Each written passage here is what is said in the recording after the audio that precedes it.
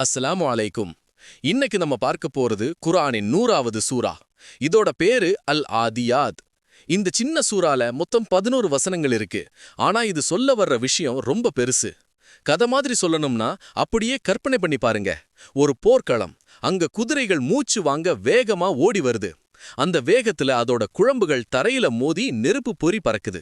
அதிகாலை நேரத்துல எதிரிகளோட கூடாரத்துக்குள்ள அந்த புழுதி படலத்தை கிளப்பிக்கிட்டு மின்னல் வேகத்துல பாயுதுங்க அந்த குதிரைகள்.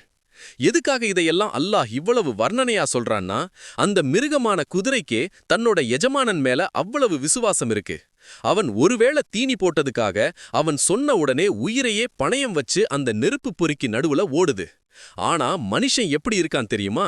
தன்னை படைச்சு இவ்வளவு வசதிகளை கொடுத்த இறைவனுக்கு நன்றி கெட்டவனா இருக்கான்.